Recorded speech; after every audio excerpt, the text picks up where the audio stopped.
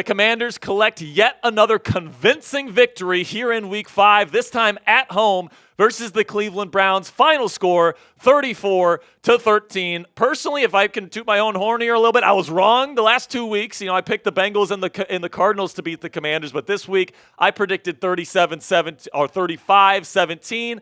Not bad right here, if I do say so myself. But in terms of on-the-field play today, guys, Jayden Daniels wasn't his best day. He had some accuracy issues that we hadn't seen the last 2 weeks. But we'll talk about him, and I actually think that this was a big sign for Jayden Daniels and his future success with the Washington Commanders. We'll talk about him later in the show. But honestly, man, that Browns team looks just absolutely god-awful. They looked worse than even the Arizona Cardinals last week. Only 15 for 28 today was Deshaun Watson. Had a touchdown, and he did throw an interception. He had 1 interception technically today.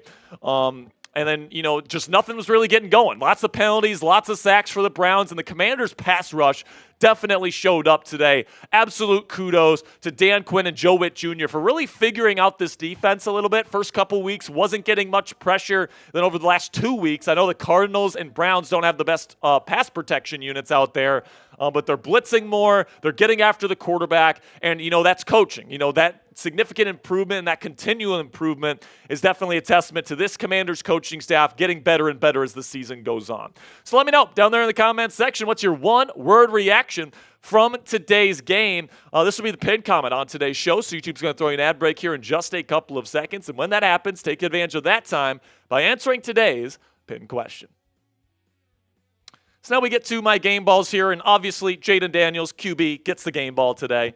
It's not his first win in this building here. Obviously they beat the Giants in week 2, but, I thought that he persevered through what was a little bit of a slow start. He had some bad throws, but in the second half when he was out there, looked very sharp, still threw for over 230 yards passing. That's not even counting what he was doing with his legs. I mean, this guy's an absolute savant. It should have been 2 touchdown catches today because Terry McLaurin dropped a beautiful fade ball in the end zone. Did throw an interception in the red zone, but like any other rookie quarterback, you're going to see guys make mistakes. You're going to see guys take a little bit of their lumps. But, with Jayden Daniels, you're seeing less of those bad decisions. You're seeing less of those drive-killing and game-killing mistakes that you see from other quarterbacks that are very young in this league. Jayden already looking like a star quarterback, if you ask me.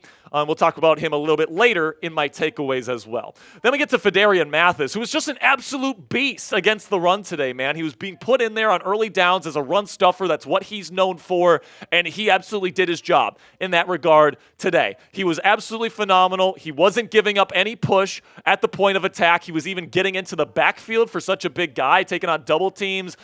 This guy is definitely the designated run stuffer on this Washington Commanders football team, and this was really a big year for him. He had to step up, and at least today, he really did do just that. Then speaking of big performances today, Frankie Luvu, man, an interception, multiple sacks, was great against the run. This guy is such a game-changing X factor for the Washington Commanders defense, man. He's flying around everywhere. He's looking awesome. He's good in pass coverage, or at least he's better in pass coverage than the other linebackers on this team. And then he's still providing great pass rush upside. He's doing a great job. And I just can't give Frankie Luvu enough credit. I said the day that they signed this guy that he would be a perfect fit in Dan Quinn and Joe Witt Jr.'s defense, and he's definitely proven me right in that regard. Now, another guy I want to give a game ball to here is Brian Robinson Jr.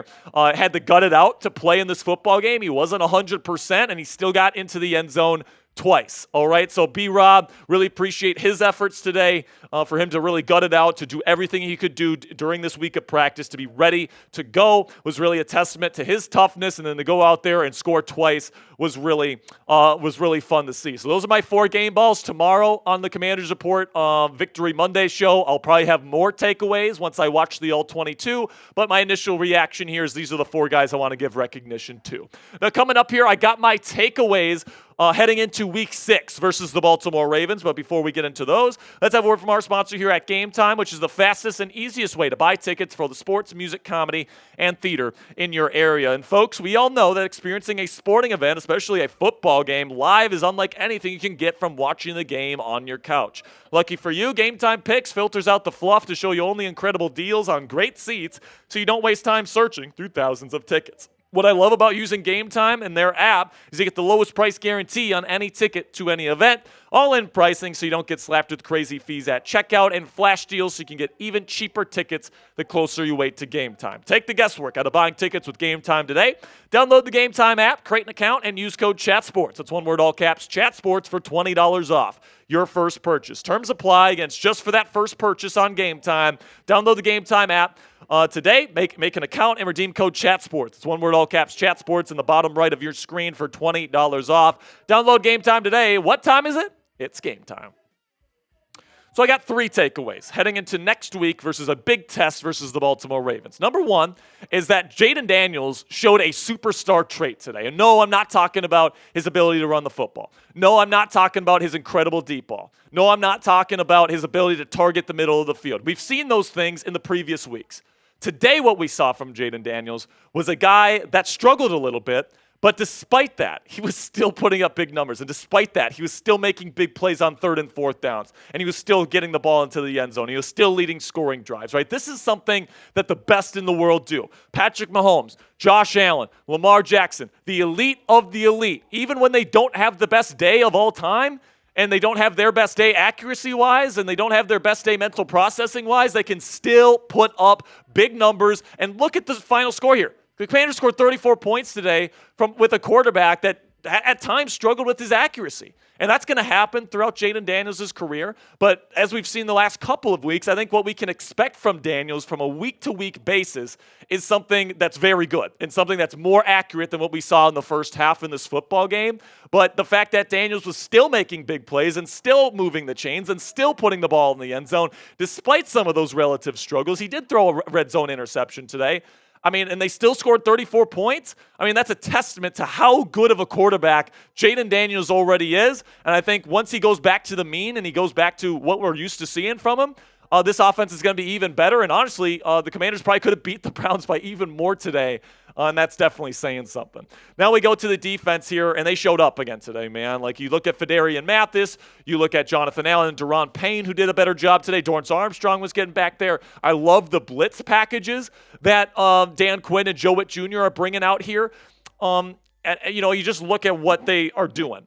With the blitz packages, bringing out a NASCAR package on 3rd downs, the same stuff that made the Dallas Cowboys defense so good in years past. They're finally implementing that. They didn't really do a whole lot of blitz stuff the first couple weeks, and it showed. But now over these last 3 weeks against Cincinnati, and specifically against Arizona and the Cleveland Browns today, I mean, blitz galore, and you had 7 sacks today and an interception.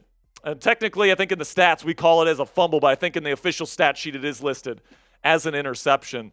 So listen, man, the defense definitely showed up. Obviously, Cleveland and Arizona don't have the best offenses in the world. So next week against that powerful Ravens offense, that's going to be a test for this Commanders defense. But over the last 2 weeks, it's looked damn good.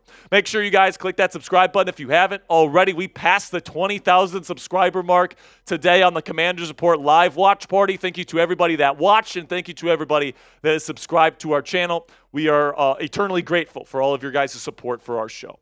Then we get to the final takeaway here, and you got to watch out for this football team, man. The Washington Commanders are dangerous, all right? Especially if they can keep this pass rush going against teams like Baltimore, right? Against teams like Philly and Dallas when they eventually get to those divisional games. I mean, this offense is going to score close to 30 points a game. They took Jayden Daniels out, not even midway through the 4th quarter in this one, and that was the right move, by the way, and they still put up 34 points. I mean, that's just an unbelievable performance by this Washington Commanders team. They've scored over 30 in 3 straight games now. They're the first team with a rookie quarterback in NFL history to score 150-plus points in their first 5 games. That is a hell of an accomplishment. This Commanders team is definitely not the norm, okay? You guys know that I was tempering expectations, saying that this team was probably going to need a rebuilding year and that they would show some lumps this year. With Jayden Daniels, I mean, he just makes up for so much that you're looking like the best team in the NFC East right now. Looks like this team is not a shoo-in necessarily, but definitely the favorites to win the division as we stand here today and heading into next week against the Baltimore Ravens. I hope they come ready to play, because if the Commanders can pull that one off, oh my goodness, the Commanders are probably going to be Super Bowl contenders if they can pull that one off on the road. So now you be the judge. Let me know down there in the comments section. Grade the Washington Commanders' performance today versus the Browns. Give it an A, B, C, D, or F. I'll give it an A. I won't give it a perfect A+ because, the offense did have their struggles on early downs early in the game, but they figured it out. I'm not too worried about it. And, it wasn't a perfect day on offense by any means, but you get 34 points, man. There's not much to complain about on my end. And, of course, the defense played damn well today as well. So I'm going to give them an A. Let me know what you guys think down there in the comments section. And that'll be it for today's instant reaction. Tomorrow, I'm going to be watching the film either tonight or tomorrow morning, and I'll have my takeaways on Victory Monday tomorrow. So if you guys want my extensive coverage tomorrow, I'll be right back here talking about this one and putting a bow on Week 5 and this domination between the Commanders and Browns.